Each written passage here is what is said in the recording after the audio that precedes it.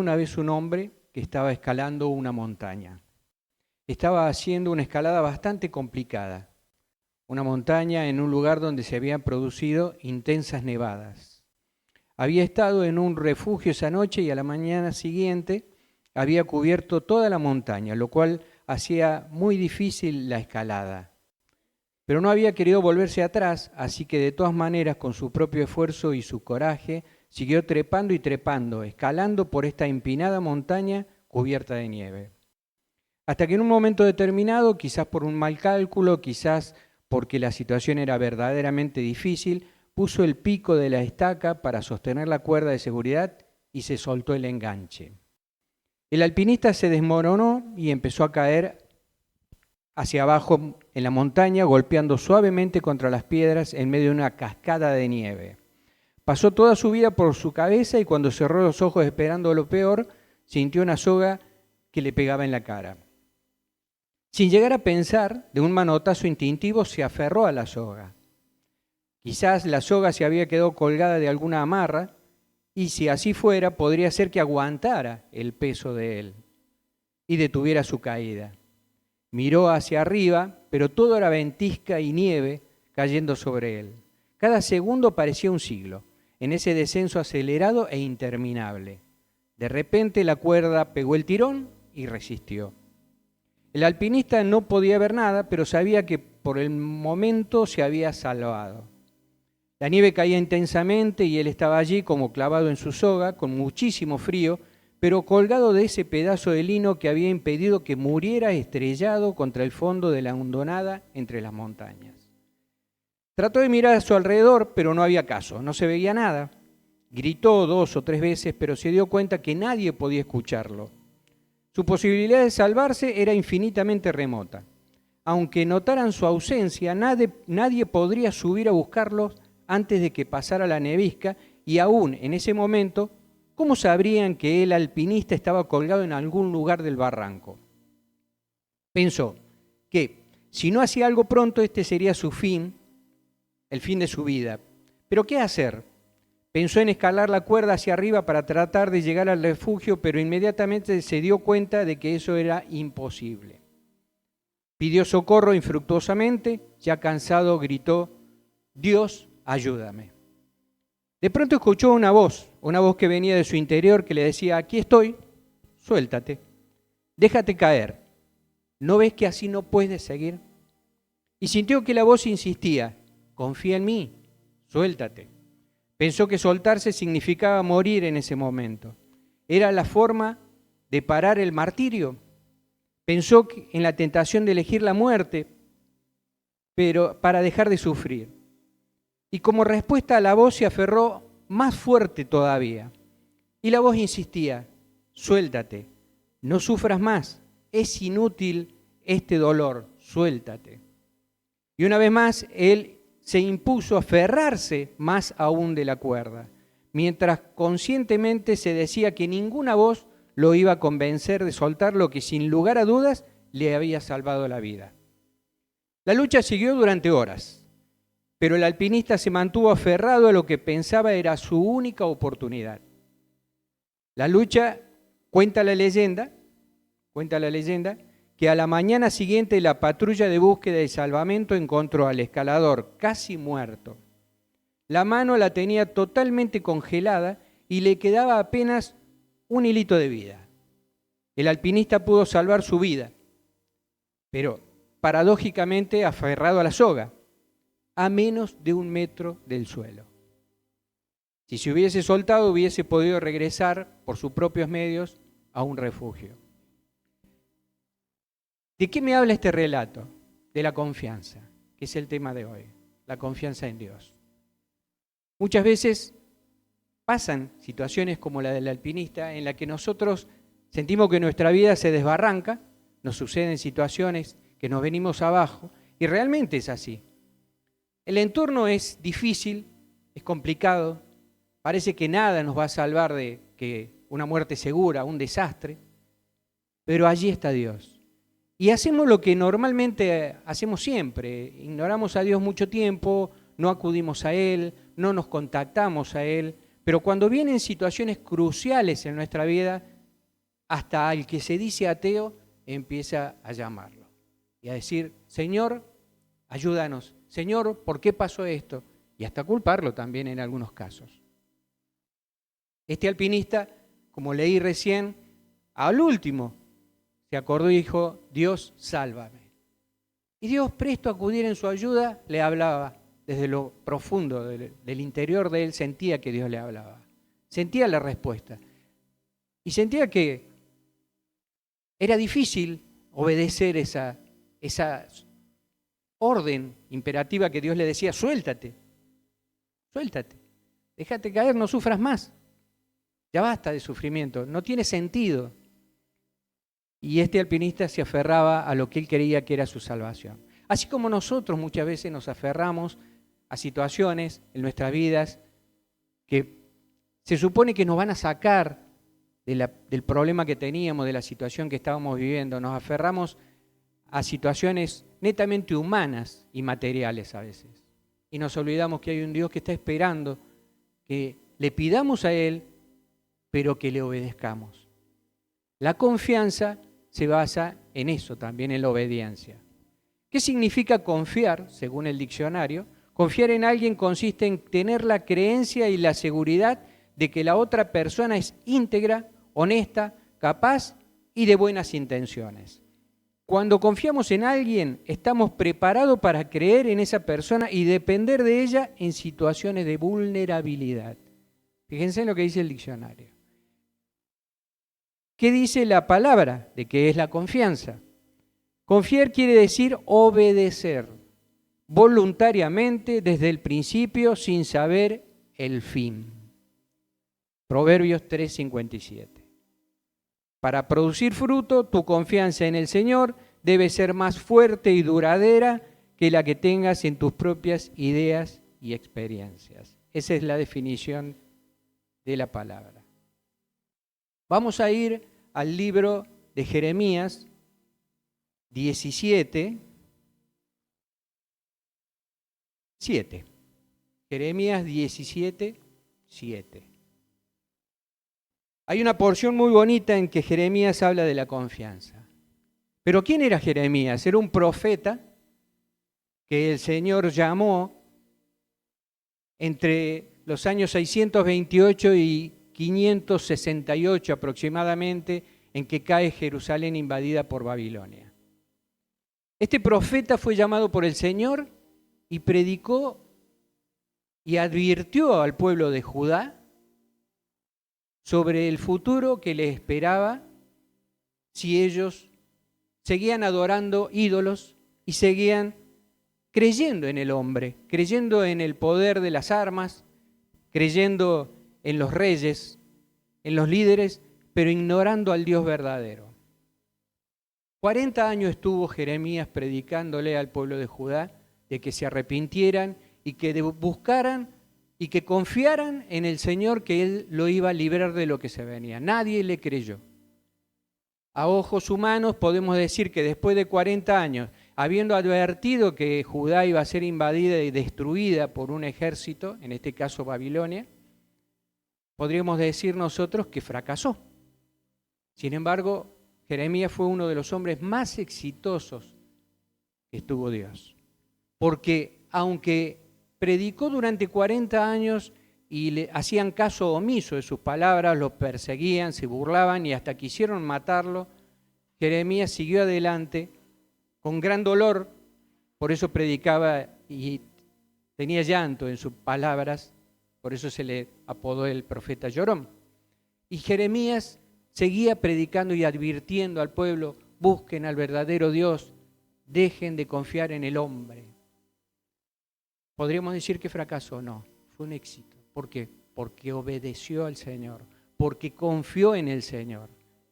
En el cielo, en la vida que Dios nos tiene preparado a todos los que confiemos en Él, Jeremías ya es Jeremías, el grande.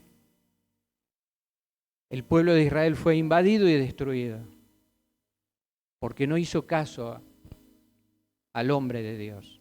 Y la palabra de Dios dice en Jeremías 17:7, bendito el varón que confía en Jehová y cuya confianza es Jehová, porque será como el árbol plantado junto a las aguas, que junto a la corriente echará sus raíces, y no verá cuando viene el calor, sino que su hoja estará verde, y en el año de sequía no se fatigará ni dejará de dar fruto. Es bellísimo. Bendito sea el hombre, el varón, la mujer que confía en Jehová y cuya confianza es Jehová. Realmente creemos, confiamos en Dios. Es una pregunta para cada uno de nosotros. La fe y la confianza van de la mano. Decimos que tenemos fe, pero cuando vienen situaciones difíciles y allí es donde tenemos que depositar nuestra confianza en el Señor, ¿lo hacemos? Es humano por ahí dudar o sentirse que no podemos seguir adelante o que nos debilitamos, es humano. Pero no debiera sobreponerse permanentemente esa sensación de miedo, de temor, si nosotros confiáramos verdaderamente en nuestro Dios. Jeremías fue un hombre que confió en Dios verdaderamente, porque se le burlaban, porque lo persiguieron, porque fue a parar a una fosa con lodo, quisieron ahogarlo, quisieron matarlo. Salió de allí, lo sacaron, porque Dios puso un hombre funcionario del gobierno para que lo sacara.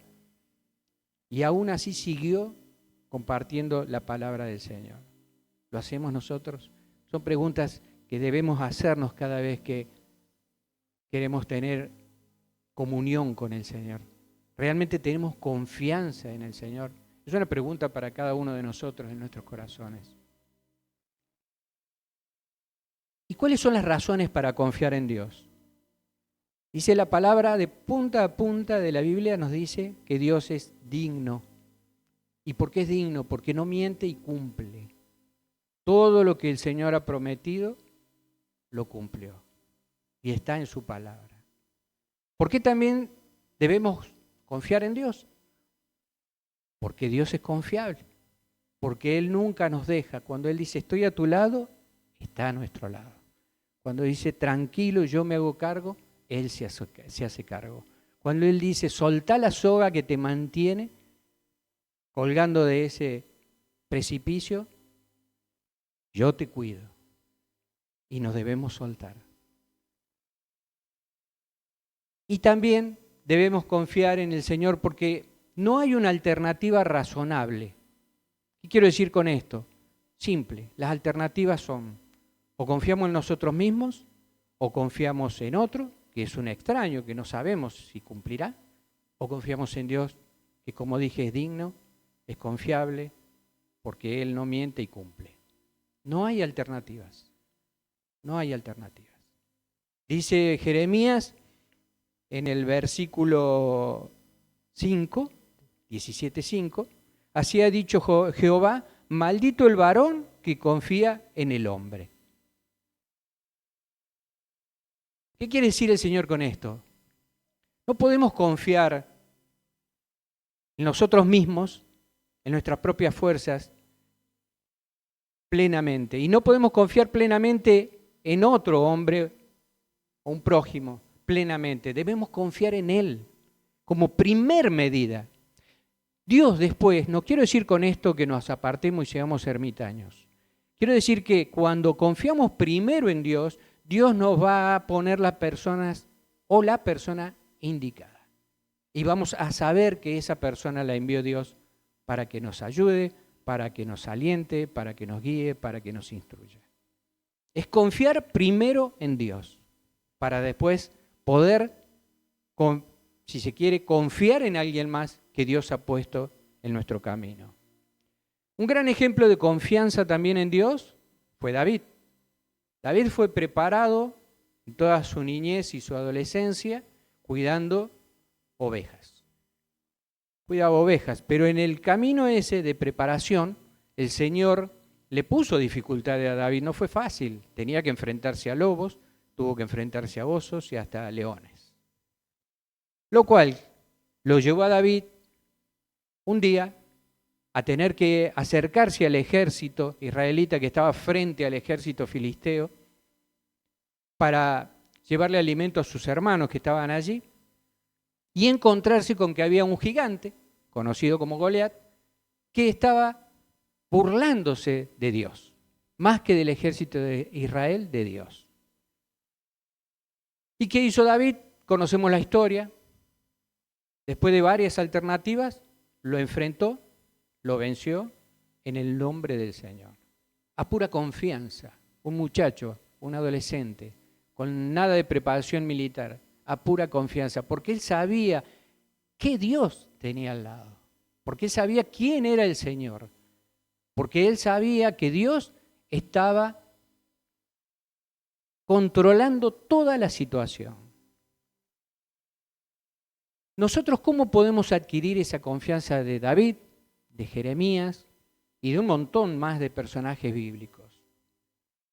Por ejemplo, uno de los puntos sería recordar las victorias pasadas. ¿A qué me refiero? Dios, en nuestro andar en esta vida, ha intervenido muchas veces. Y hemos venido a las iglesias o en nuestra casa.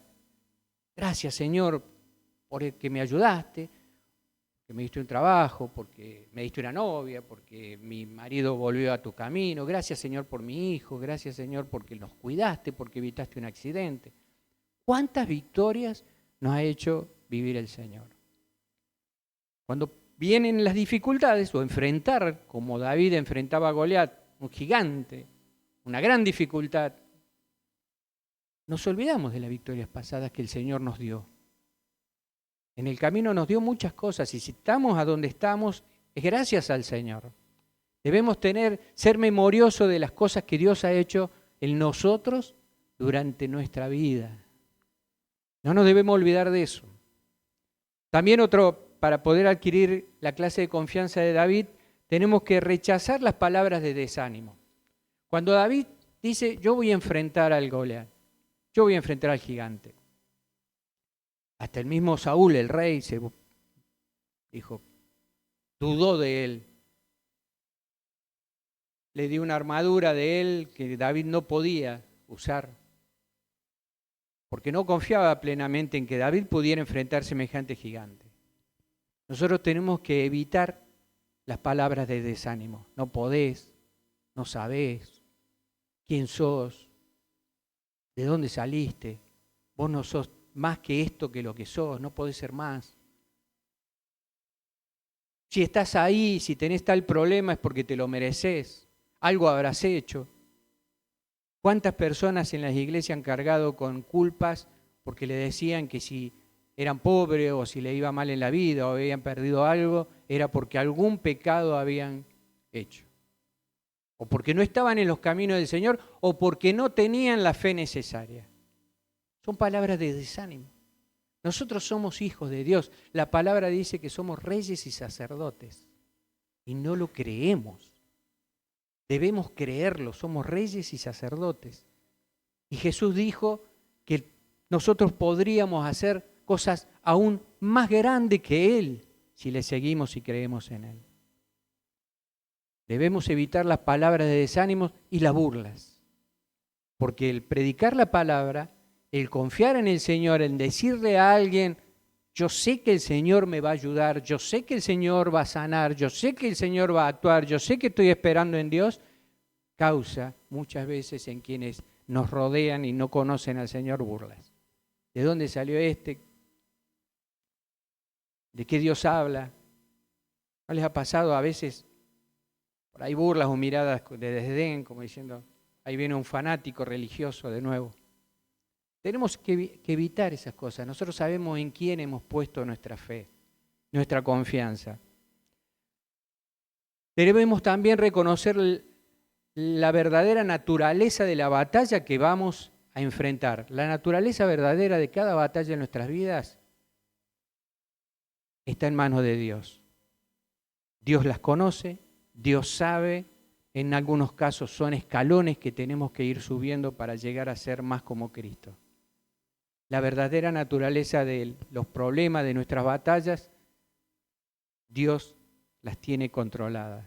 y lo hace para que nosotros lleguemos al fin que Él espera de cada uno de nosotros. Tenemos que también responder a los retos que se nos vienen en la vida, que vienen enfrente nuestro, con una actitud positiva. Tenemos que decirle a los problemas, a las situaciones, Dios está conmigo.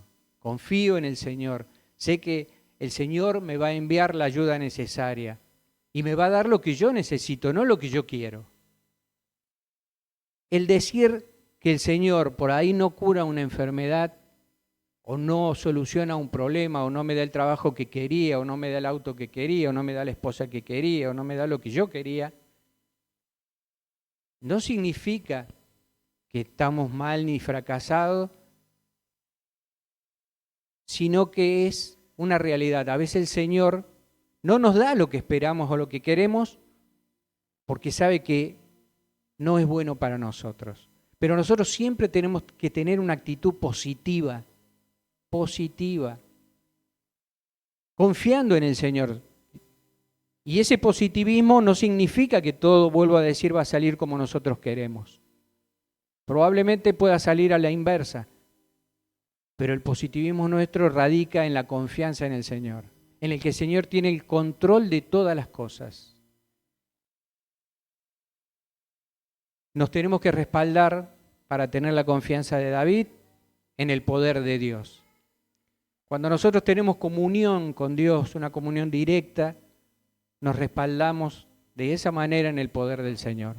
Nosotros oramos, le pedimos, nos congregamos, compartimos, ayudamos, amamos al prójimo, sufrimos con los que sufren, reímos con los que ríen.